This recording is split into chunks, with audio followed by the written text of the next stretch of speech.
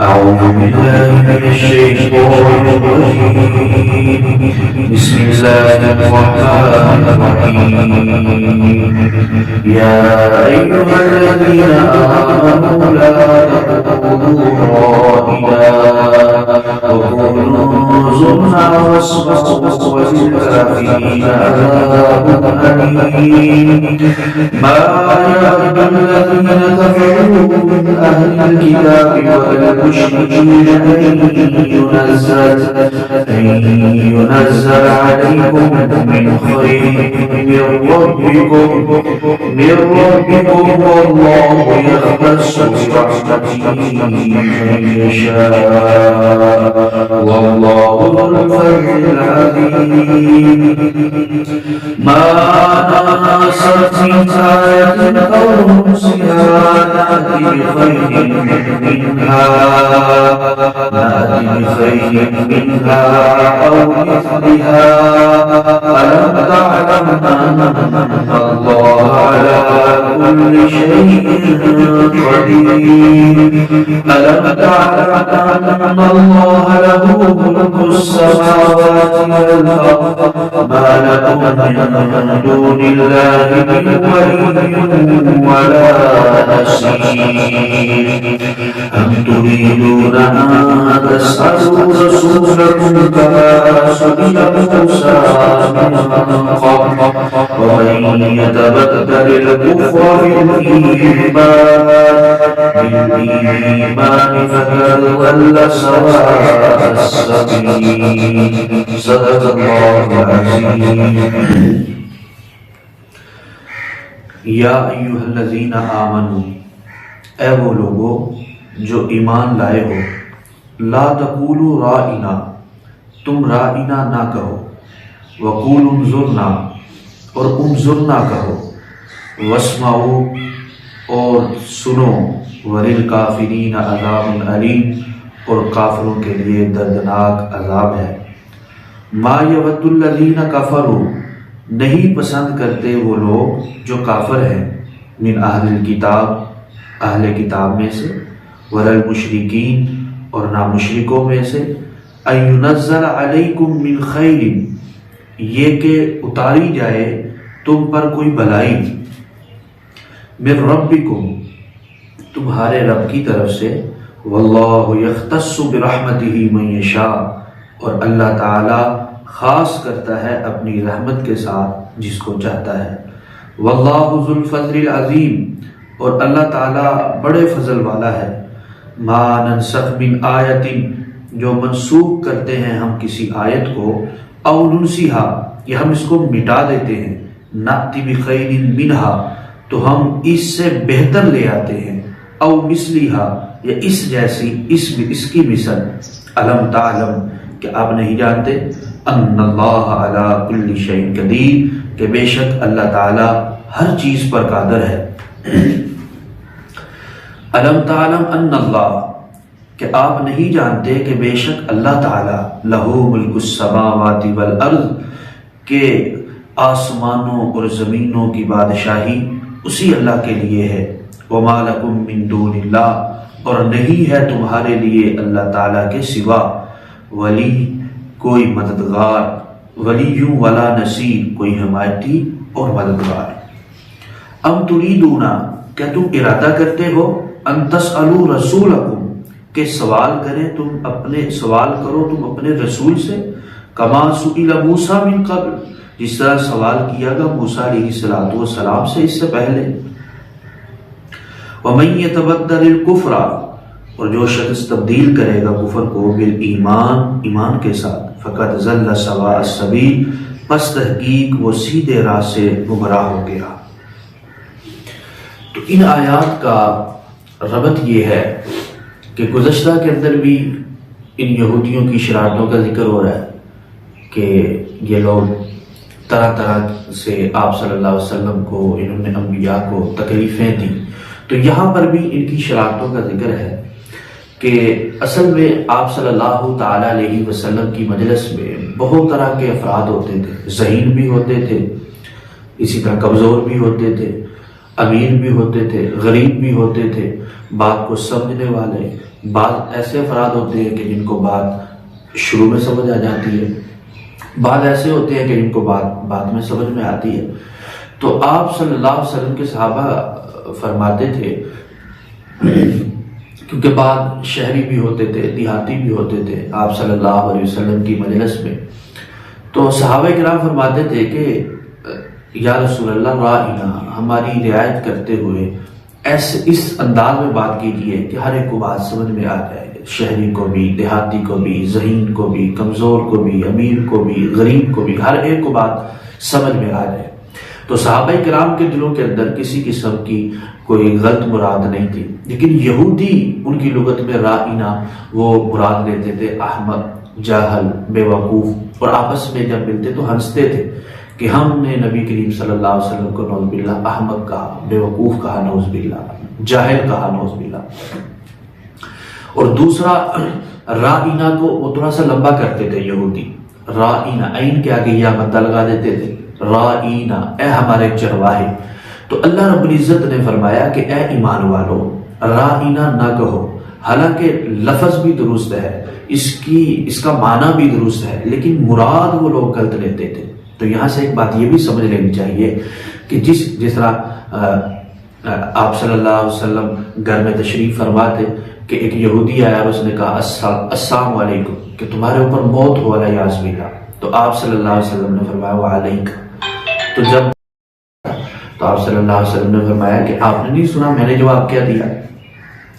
تو بعض الفاظ درست ہوتے ہیں، معنی بھی درست ہوتے ہیں، لیکن ان کی مراد غلط لی جاتی ہے۔ جیسے حضرت علی رضی اللہ تعالیٰ عنہ جب وہ حضرت معاویہ رضی اللہ تعالیٰ عنہ ثالث بنانے کا فیصلہ فرمایا کہ درمیان میں کوئی ثالثی ہوگا، تو بعض لوگ جو سلو نہیں چاہتے تھے، جو درمیانی راہ اختیار کرنا نہیں چاہتے تھے، وہ نعرے لگاتے تھے۔ حضرت علی رضی اللہ تعالیٰ بیٹھے ہوتے تو کہتے ان الحکم الا للہ، حکم صرف اللہ تعالیٰ کا ہے۔ قرآن آیت بھی قرآن کی اور اس کا ترجمہ بھی درست، اس کی معنی بھی درست، لیکن وہ جو مراد لیتے تھے وہ مراد غلط مراد لیتے تھے۔ تو اس لیے اللہ کے رسول صلی اللہ علیہ وسلم کو جو راعنا وہ کہتے تھے، تو اللہ نے فرما دیا کہ اے لوگو میرے نبی کو راعنا نہ کہو، بلکہ آگے فرمایا واسمعوا، دھیان سے سنو، توجہ سے سنو نبی کی بات کو، وقولوا انظرنا، اور کہو کہ ہماری طرف نظر شفقت فرمائیں، وَلِلْكَافِرِينَ عَذَابٌ عَلِيمٌ، اور ان کافروں کے لیے دردناک عذاب ہے۔ آگے فرمایا مَا يَوَدُّ الَّذِينَ كَفَرُوا مِنْ أَهْلِ الْكِتَابِ، یہ جو مشرکین ہیں، یہ جو کیا نام ہے ان کا، یہودی ہیں، یہ پسند نہیں کرتے آپ کو کہ آپ کی طرف کوئی بلائی نازل کی جائے، آپ کی طرف آپ کو نبوت دی جائے، آپ کو کتاب دی جائے۔ اصل میں یہودی اس بات سے چڑ کھاتے تھے کہ یہ نبوت ہماری طرف کیوں نہیں آئی، ان کی طرف کیوں چلی گئی ہے، کتاب ہمیں کیوں نہیں دی گئی، ان کو کیوں دی گئی ہے، اور اسی طرح یہ فرشتہ وہی لے کر کے ہمارے پاس کیوں نہیں آتا، ان کے پاس کیوں جاتا ہے۔ تو اسی چیز کو اللہ پاک فرما رہے ہیں ما یود الذین کفروا من اہل الکتاب والمشرکین، یہ پسند نہیں کرتے وہ لوگ جنہوں نے کفر کیا ہے اہل کتاب میں سے اور مشرکین میں سے، اینزل علیکم من خیر، کہ آپ کی طرف کوئی بلائی نازل ہو، من ربکم، ان کے رب کی طرف سے۔ اگر اللہ نے فرمایا واللہ یختص برحمتہ من یشاء، اللہ پاک جسے چاہتا ہے نبوت عطا کرتا ہے۔ یہاں پر یہ بات بھی ذہن میں رہے، نبوت کسبی ہے، کسبی نہیں ہے، بلکہ نبوت وہبی ہوتی ہے۔ یہ نہیں ہے کہ کوئی عبادت کرے، جس طرح قادیانیوں کا عقیدہ ہے، وہ کہتے ہیں کہ اگر کوئی عبادت کرے اور عبادت اتنی زیادہ کرے کہ وہ آپ صلی اللہ علیہ وسلم تک نعوذ باللہ پہنچ سکتا ہے اور آپ صلی اللہ علیہ وسلم سے بڑھ بھی سکتا ہے، حالانکہ ایسا نہیں ہے۔ کوئی جتنی بھی لاکھ عبادت کر لے وہ صحابی کے برابر نہیں ہو سکتا، اور سارے صحابہ کو جمع کر کے کوئی نبی نہیں بن سکتا۔ تو اس لیے کوئی اپنی محنت کر کے عبادت کر کے نبی نہیں بن سکتا، صحابی نہیں بن سکتا۔ واللہ یختص برحمتہ من یشاء، اللہ پاک جسے چاہتے ہیں خاص کرتے ہیں، اللہ پاک جسے چاہتے ہیں نبوت دیتے ہیں، جس کے پاس چاہتے ہیں فرشتہ بھیجتے ہیں، اللہ پاک جس کو چاہتے ہیں کتاب دیتے ہیں۔ تو فرمایا کہ یہ لوگ پسند نہیں کرتے کہ آپ کی طرف بلائی نازل کی جائے۔ آگے نسخ کے احکام، نسخ کے بارے میں اللہ رب العزت فرما رہے ہیں ما ننسخ من آیت، جو منسوخ کرتے ہیں ہم کسی آیت کو، او ننسیہا، یا ہم آپ کو بلا دیتے ہیں، نأتی بخیر منہا، یا اس کے متبادل اس سے بہتر کوئی چیز لے آتے ہیں۔ یہاں پر بعض ناعاقبت اندیش لوگ اعتراض کرتے ہیں کہ کیا اللہ پاک کے پاس علم نہیں ہے کہ بھئی پہلے یہ علم، پہلے یہ حکم اللہ نے نازل کیا، پھر یہ دوسرا حکم نازل کیا؟ تو حضرت مولانا اشرف علی تھانوی نور اللہ مرکزہ فرماتے ہیں کہ ایک یہ ہے کہ ایک جواب تو یہ دیتے ہیں کہ بعض جس طرح انسانی جسم کے اندر بیماریاں ہوتی ہیں تو اسی طرح روحانی بیماریاں بھی ہوتی ہیں۔ جس طرح انسانی جسم کے لیے کوئی بیماری تھی تو ڈاکٹر نے دوائی تجویز کی، اور آہستہ آہستہ جب افاقہ ہوا دوائی تبدیل کر دی، دوسری دوائی دے دی۔ اسی طرح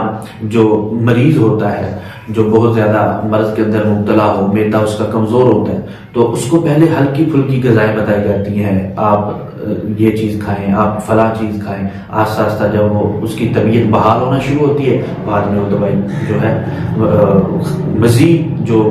سخت کھانے ہوتے ہیں وہ اس کو کھانے کے لیے کہے جاتے ہیں۔ تو یہاں پر کوئی بھی ڈاکٹر کو بیوقوف نہیں کہتا کہ بھئی آپ پہلے کون سی دوائی دے رہے تھے، آپ کون سی دوائی دے رہے ہیں، اب کون سی دوائی دے رہے ہیں، یہ پہلے کون سی خوراک تھی، اب کون سی خوراک ہے۔ تو اسی طرح اللہ رب العزت ہمارے روحانی معالج ہیں۔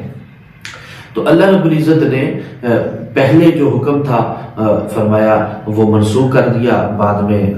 دوسرا، جس طرح کہ پہلے کیا ہوتا تھا کہ مسلمان کم تھے تو اجازت تھی کہ آپ مشرک عورتوں سے بھی نکاح کر سکتے ہیں، لیکن جب مسلمان زیادہ ہوئے، پیغامات نکاح زیادہ آنے شروع ہو گئے تو پھر ولا تنکحوا المشرکات حتی یؤمنوا، منع فرما دیا گیا۔ اسی طرح پہلے کیا تھا کہ ایک کے مقابلے میں 10 کافروں کو حکم یہ تھا کہ ایک 10 کافروں کے ساتھ جو ہے وہ لڑائی کرے گا، بعد میں حکم آیا کہ ایک کے بدلے میں 2 کے بدلے میں 1 لڑائی کریں گے۔ تو اسی طرح وقت کے اعتبار سے حکم منسوخ ہو جاتا، بعد میں دوسرا حکم آ جاتا۔ اس کا مطلب یہ قطعاً نہیں ہے کہ اللہ رب العزت کو علم نہیں تھا، اللہ رب العزت کو علم تھا۔ اسی طرح جیسے اس چیز کو اس طریقے سے سمجھے کہ بعض احکام تشریعی ہیں اور بعض تکوینی ہیں۔ تکوینی احکام وہ ہوتے ہیں کہ کن کہا اور وہ کام ہو گیا، جیسے اللہ پاک نے کسی کو بیٹا دیا، بعد میں اس کی وفات ہو گئی، اللہ پاک نے اس کو واپس لے لیا۔ اسی طرح اللہ پاک نے کوئی صحت مند تھا وہ بیمار ہو گیا، کوئی مالدار تھا وہ غریب ہو گیا، کوئی ذہین تھا وہ جناب کمزور ہو گیا، اس کا ذہن کمزور ہو گیا۔ تو اس کے اوپر کوئی اعتراض نہیں کرتا، ہر ایک مانتا ہے کہ یہ اللہ تعالیٰ کی طرف سے ہے۔ اگر کوئی مالدار تھا غریب ہو گیا، کوئی صحت مند تھا وہ بیمار ہو گیا، اسی طرح کوئی زندہ تھا وہ مر گیا، سارے کہتے ہیں یہ اللہ پاک کی طرف سے ہے۔ تو اسی طرح جو تشریعی احکام ہیں اس کا ہم اللہ پاک کے پابند ہیں۔ اللہ رب العزت نے بہتر سمجھا ابھی یہ حکم ہونا چاہیے، اس وقت وہ حکم تھا، بعض میں دوسرا حکم آ گیا۔ جیسے مکہ کے اندر روزہ نہیں تھا، وہاں پر صحابہ کرام بڑی سختیوں کے اندر، بڑی تکلیفوں کے اندر تھے، تو وہاں پر کیونکہ جو پہلے ہی بھوک کے اندر گزارا کر رہے ہیں، جیسے ایک واقعہ لکھا ہے حضرت عبداللہ ذوالبجادین، تو انہوں نے اپنے چچا کے پاس پرورش پائی تھی، تو جب انہوں نے کلمہ پڑھ لیا تو چچا نے کہا کہ بھئی کلمہ چھوڑ دو، گھر سے نکل جاؤ۔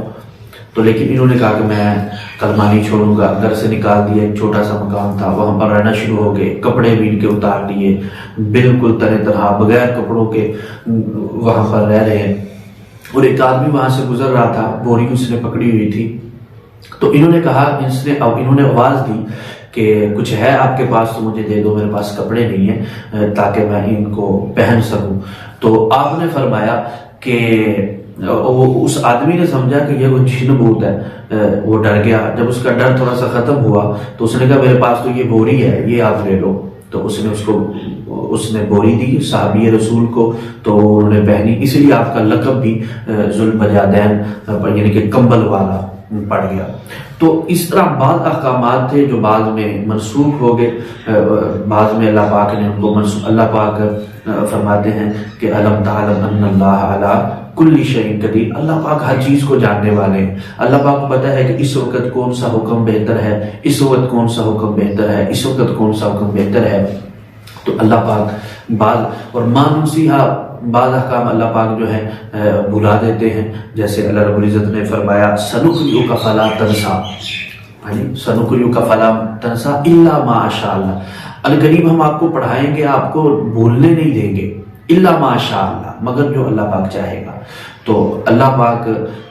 جو ہے احکامات ہیں تو یہ اللہ پاک کی طرف سے ہوتے ہیں، نبی کی طرف سے نہیں۔ جیسے پہلے قبلہ جو ہے وہ مسجد اقصی تھی، بعد میں مسجد بیت اللہ کی طرف ہوا، کیونکہ آپ صلی اللہ علیہ وسلم کو ثقلین کہا گیا ہے، ذو قبلتین بھی کہا گیا ہے، ثقلین کہا گیا ہے، کہ یعنی کہ پچھلی کتابوں میں لکھا ہوا تھا جو نبی آنے والا ہے وہ 2 قبلوں والا ہوگا، اس لیے آپ نے مسجد اقصی کی طرف بھی نماز پڑھی اور مسجد حرام کی طرف کر کے بھی نماز پڑھی۔ آگے اللہ رب العزت فرماتے ہیں کہ الم تعلم ان اللہ علی کل شیء قدیر، آگے فرمایا ام تريدون ان تسألوا رسولکم کما سئل موسیٰ من قبل، کیا آپ ارادہ کرتے ہیں ایسے سوال کرنے کے کہ جس طرح حضرت موسیٰ علیہ السلام سے اس کی قوم نے سوال کیے؟ انہوں نے کیا کہا تھا؟ حتی نر اللہ جہرتن، کہ ہم اس وقت لن نؤمن لک حتی نر اللہ جہرتن، ہم اس وقت تک ایمان نہیں لائیں گے جب تک کہ ہم آپ کو دیکھ نہیں لیں گے، یہ بنی اسرائیل والوں نے کہا تھا۔ تو اللہ پاک نے کیا کیا تھا؟ فأخذتهم الصاعقہ، ایک چیخ آئی ان کے اوپر، ایک کڑک آئی ان کے اوپر۔ تو اسی طرح یہ بھی کہتے تھے کہ ملائکہ آئیں، فرشتے آئیں اور وہ آ کر کے کہیں کہ آپ اللہ کے رسول ہیں، پھر ہم مانیں گے کہ آپ اللہ کے رسول ہیں۔ تو اللہ پاک یہی فرما رہے ام تريدون ان تسألوا رسولکم، گمراہی ہے، یہ بہت بری بات ہے کہ جس طرح بنی اسرائیل والوں نے اپنے نبی سے اس طریقے کے سوال کیے، یہ لوگ بھی اس طرح کے سوالات کرتے ہیں۔ اللہ رب العزت سے دعا ہے کہ اللہ رب العزت ہمیں قرآن مجید ترجمے کے ساتھ، تفسیر کے ساتھ پڑھ کے اس کو سمجھ کر اس پر عمل کرنے کی توفیق عطا فرمائے۔ وما علینا الا البلاغ المبین۔